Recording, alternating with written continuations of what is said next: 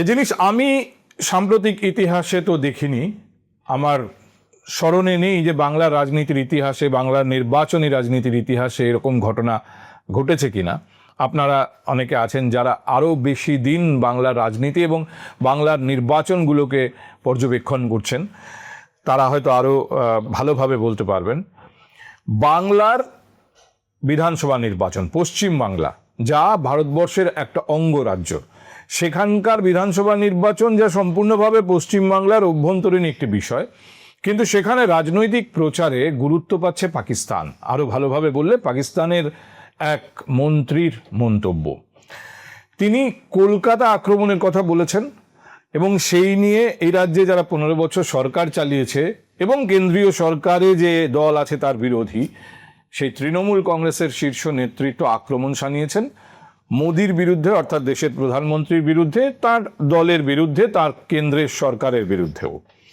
এখন মমতা বন্দ্যোপাধ্যায় নদিয়ায় প্রচারে গিয়ে বলেছেন, অভিষেক বন্দ্যোপাধ্যায় মালদায় প্রচারে গিয়ে বলেছেন যে এরকম সাহস পাকিস্তান কি করে পায়, এবং এটা যখন পাকিস্তানের একজন মন্ত্রী বলছেন তখন কেন ঠিক সেই পশ্চিমবাংলাতেই নির্বাচনী প্রচারে আসা দেশের প্রধানমন্ত্রী নির্বাক, তিনি এর আগে এমন একটা ইমপ্রেশন তৈরি করেছেন যে পাকিস্তানের যে কোনো ধরনের অন্যায়, যে কোনো ধরনের অপরাধের যোগ্য জবাব দেবে ভারত। ইয়ে ও ভারত হ্যায় जो ঘুষ কে মারতি হ্যায়। তো সেই প্রধানমন্ত্রী কেন নির্বাক যখন পাকিস্তানের একজন মন্ত্রী বলছেন কলকাতায় আক্রমণ হবে? এখন শুধু তাই নয়, তার থেকে এক ধাপ এগিয়ে মুখ্যমন্ত্রী মমতা বন্দ্যোপাধ্যায় তিনি বলেছেন যে তিনি আশঙ্কা করছেন পুলওয়ামার মতো কোনো নাশকতার ষড়যন্ত্র হচ্ছে কিনা পশ্চিমবাংলার মাটিতে। এ প্রসঙ্গে আমার যেটা প্রাথমিকভাবে মনে হয়েছে যে এরকম একটা বিষয়কে নির্বাচনী প্রচারে মমতা বন্দ্যোপাধ্যায় বা অভিষেক বন্দ্যোপাধ্যায় আনলেন কেন? তাহলে কি বিজেপির বিরুদ্ধে পয়েন্ট কম পড়ছে? বিজেপির বিরুদ্ধে নির্বাচনে প্রচার করার মতো বিষয় কম পড়ছে? পাকিস্তানের যিনি এই কথাটা বলেছেন তিনি এর আগে বিখ্যাত হয়েছিলেন যখন অপারেশন সিন্দুর হয়েছিল। তিনি বলেছিলেন ভারতের 6টা জঙ্গি এয়ারক্রাফট, আমরা ফাইটার এয়ারক্রাফট আমরা শুট ডাউন করে দিয়েছি, গুলি করে নামিয়ে দিয়েছি। এবং যে সংবাদ মাধ্যমে বসে তিনি ইন্টারভিউ দিচ্ছিলেন সেখানে তাকে প্রশ্ন করা হয় যে এরকম 6টা এয়ারক্রাফট কোথায় পড়েছে, তাদের তো ধ্বংসাবশেষের ছবি টবি নিশ্চয়ই আপনাদের কাছে আছে।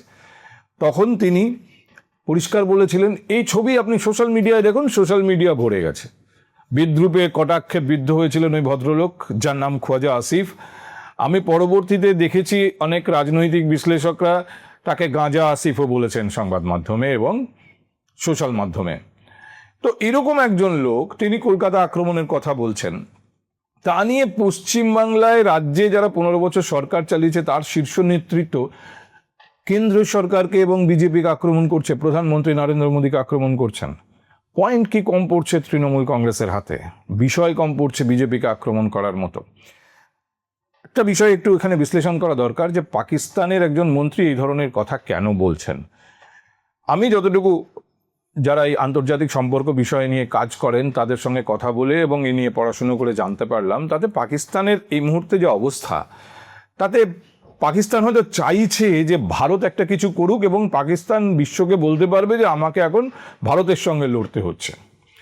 কারণ পাকিস্তান, প্রথম কথা, তেল যেরকম আন্তর্জাতিক বাজারে ঊর্ধ্বমুখী, এখানে পেট্রোলিয়াম আসছে না, পাকিস্তানের হাতেও পেট্রোল পৌঁছচ্ছে কম, সেখানে অর্থনীতি রীতিমতো পর্যুদস্ত। এই অবস্থায় পাকিস্তানের ওপর চাপ অন্যরকম রয়েছে। আমেরিকা এতদিন পাকিস্তানকে নানা রকমভাবে পেলেছে, পুষেছে, অর্থ দিয়ে সাহায্য করেছে।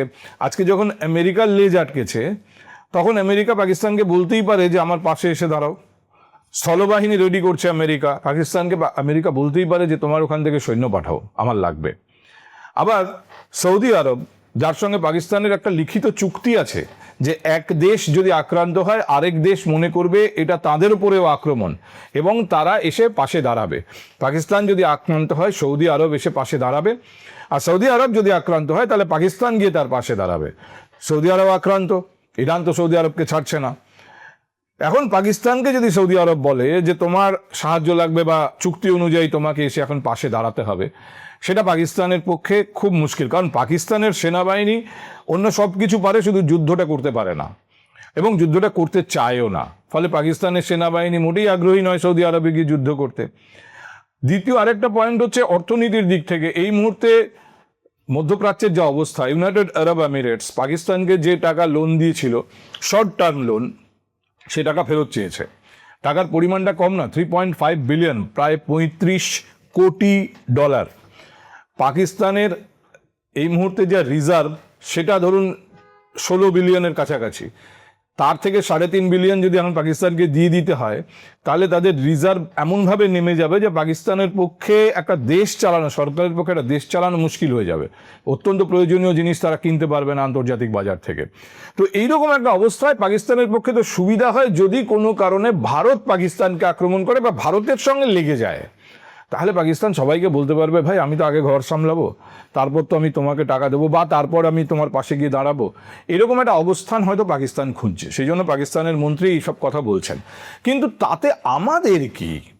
তাতে পশ্চিমবাংলার রাজনীতি, পশ্চিমবাংলার নির্বাচনী প্রচার কেন প্রভাবিত হবে? দেখুন, আরও একটা পয়েন্ট এখানে খুব গুরুত্বপূর্ণ, যেটা আমার মনে হয় আলোচনা করা উচিত, তা হলো যে পাকিস্তানের মন্ত্রীর মুখে হঠাৎ করে কেন কলকাতার নাম? এত জায়গা থাকতে কলকাতা কেন? এই পয়েন্টটা ইম্পর্টেন্ট। এখানে একটা ছোট্ট একটা আশঙ্কার মেঘ আমার মনে হচ্ছে কোথাও জমছে। পাকিস্তান কি মনে করছে এই মুহূর্তে সব থেকে ভালনারেবল কলকাতা তথা পশ্চিমবঙ্গ? যদি কিছু করতে হয় দিল্লিতে করা, আহমেদাবাদে করা বা ভারতবর্ষের অন্য কোনো গুরুত্বপূর্ণ জায়গায় করা, এমনকি কাশ্মীরে করার থেকেও সহজ কলকাতায় করা।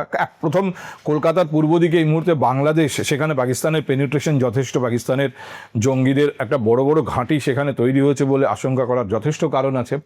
আর দ্বিতীয়, কলকাতা তথা পশ্চিমবঙ্গের এই মুহূর্তের আইন শৃঙ্খলা পরিস্থিতি, নিরাপত্তা ব্যবস্থা ঠিক কী অবস্থায় আছে হিসাব করে দেখুন তো। কদিন আগে যখন মোথাবাড়ি, কালিয়াচকে এরকম ঘটনা ঘটলো, তার পরদিন নির্বাচনী প্রচারে দাঁড়িয়ে রাজ্যের মুখ্যমন্ত্রী, যিনি এখনও মুখ্যমন্ত্রী, তিনি পরিষ্কার বললেন রাজ্যের মুখ্য সচিব আমাকে রিপোর্ট করছে না, তার সঙ্গে আমার কোনো কথা হয়নি, তিনি আমায় কিছু জানাচ্ছেন না, আমার সঙ্গে সলা পরামর্শও করছেন না, ফলে রাজ্য প্রশাসন কিভাবে চলছে আমি জানি না। পরিষ্কার বলে দিয়েছেন মুখ্যমন্ত্রী, এই যে প্রশাসন চলছে, এই প্রশাসন তার নির্দেশে চলছে না, তার পরিচালনাধীন নয়। আচ্ছা, তাহলে কার পরিচালনাধীন? আমরা ধরে নিলাম নির্বাচন কমিশনের পরিচালনাধীন, কারণ এই মুহূর্তে নির্বাচনী বিধি লাগু হয়ে রয়েছে। কিন্তু অদ্ভুত ব্যাপার হচ্ছে, এ নিয়ে এই সোমবার দিন দেশের সর্বোচ্চ আদালতে যে মামলা চলল, সেখানে প্রাথমিকভাবে এসআইআর নিয়ে আলোচনা শেষ হওয়ার পরে বা শুনানি শেষ হওয়ার পরে মোথাবাড়ির ঘটনা নিয়ে শুনানি শুরু হলো এবং সেখানে রাজ্যের মুখ্য সচিব, রাজ্য পুলিশের ডিজি, তারা ভার্চুয়াল মাধ্যমে উপস্থিত ছিলেন। রাজ্যের মুখ্য সচিবকে কি ভাষায় ভর্ৎসনা করলো সুপ্রিম কোর্ট, এবং তার মধ্যে খুব উল্লেখযোগ্য আমি দেখলাম, আমার মনে হয়েছিল যে এই ভর্ৎসনা খানিকটা নির্বাচন কমিশনকেও করবে সুপ্রিম কোর্ট, কারণ নির্বাচন কমিশন এখানে প্রশাসন চালাচ্ছে নির্বাচনী বিধি লাগু হওয়ার পর। তারা এখানে মুখ্য সচিব পরিবর্তন করে অন্য কাউকে এনে বসিয়েছেন, ডিজি পরিবর্তন করেছেন, কলকাতা পুলিশের কমিশনার পরিবর্তন করেছেন, অন্য 5টা কমিশনারেটে 3টেতে অন্তত কমিশনার পরিবর্তন করেছেন, 11টা জেলা শাসক পরিবর্তন করেছেন। কিন্তু সুপ্রিম কোর্ট নির্বাচন কমিশনকে ভর্ৎসনা করেনি, ভর্ৎসনা করেছে রাজ্যের মুখ্য সচিবকে, এবং তার মধ্যে এরকম লাইন ছিল যে আপনারা কমিশনের সঙ্গে কোঅর্ডিনেট করছেন না, কমিশনকে ইনফর্ম করছেন না, কমিশনের ইনস্ট্রাকশন শুনছেন না। তার মানে এই রাজ্যের প্রশাসন, এ রাজ্যের মুখ্যমন্ত্রী জানিয়ে দিয়েছেন তার সঙ্গে কথা বলে কাজ করছে না। সুপ্রিম কোর্ট বলছে এই রাজ্যের প্রশাসন নির্বাচন কমিশনের ইনস্ট্রাকশন শুনছে না, তাদেরকে কোনো রকম কিছু ইনফর্ম করছে না, তাদের সঙ্গে কোঅর্ডিনেশনে কাজ করছে না। তাহলে এই রাজ্যের প্রশাসনটা চালাচ্ছে কে? এই রাজ্যের প্রশাসন নিজের মতো চলছে। এই মুহূর্তে যদি আপনি দেখেন, এই রাজ্যে পুলিশ সম্ভবত সব থেকে মারাত্মক সাঁড়াশি চাপের ভেতরে আছে। একদিকে সুপ্রিম কোর্ট মোথাবাড়ির ঘটনার পর তারা তো পরিষ্কার বলেই দিয়েছে এই রাজ্যে আইন শৃঙ্খলার কোনো ব্যাপারই নেই, এত কড়া ভাষায় সমালোচনা করেছে। অন্যদিকে নির্বাচন কমিশন পান থেকে চুন খসলে সাসপেন্ড। কয়েক ঘন্টা আগে নৈহাটি আইসি সাসপেন্ড হয়েছেন, তিনি পুলিশের গাড়িতে তৃণমূল কংগ্রেসের প্রার্থীকে নমিনেশন জমা দিতে পাঠিয়েছেন। এটা বিজেপির তরফ থেকে কমপ্লেন হওয়ার সঙ্গে সঙ্গে তাকে সাসপেন্ড করে দেওয়া হয়েছে। এখন এই রাজ্যের যে নিরাপত্তা ব্যবস্থা, এই রাজ্যের মানুষের নিরাপত্তা যারা দেখছেন, তারা কাউকেই কৈফিয়ত দিচ্ছেন না, তাদের কারুর পরিচালনাধীন নন তারা। দেখুন, মমতা বন্দ্যোপাধ্যায় নির্বাচনের প্রচারে গিয়ে বলছেন তিনি আশঙ্কা করছেন আরেকটা পুলওয়ামার কোনো পরিকল্পনা হচ্ছে নাকি। আক্রমণের তীর বিজেপির দিকে, নরেন্দ্র মোদীর দিকে, অমিত শাহর দিকে। আবার অধীর চৌধুরী তিনি প্রচারে বেরিয়ে বহরমপুরে আমাদের ক্যামেরার সামনে বলছেন আমার আশঙ্কা হচ্ছে তৃণমূল কংগ্রেস মুর্শিদাবাদে দাঙ্গা বাঁধানোর চেষ্টা করছে, যেভাবে হোক এই বিষয়টিকে আমাদের ঠেকাতে হবে। তো আপনারা বুঝতে পারছেন যে এই রাজ্যের মানুষ এই মুহূর্তে কীরকম একটা ভালনারেবল অবস্থার মধ্যে আছে। এমনিতেই এসআইআর আবহে বাংলার একাধিক জেলার বেশ কিছু এলাকা স্পর্শকাতর এবং পুলিশ কর্তারা সাঁড়াশি চাপে। রাজ্যের মুখ্যমন্ত্রী নির্বাচনী প্রচারে বেরিয়ে বলছেন কেন্দ্রীয় বাহিনীকে তিনি বিশ্বাস করেন না, খুলেআম বলছেন, সাধারণ মানুষকে বলছেন আপনারাও বিশ্বাস করবেন না। এইরকম অবস্থায় আশঙ্কা করার তো কারণ আছে যে এই রাজ্যের নিরাপত্তা অনেকটা কম্প্রোমাইজড। ঈশ্বর না করুন এরকম যদি কোনো ঘটনা ঘটে, এখন যে পরিস্থিতি এবং সবার মুখে যে ধরনের শব্দ শোনা যাচ্ছে, যে ধরনের বাক্য শোনা যাচ্ছে, তাতে আশঙ্কা করার যথেষ্ট কারণ আছে।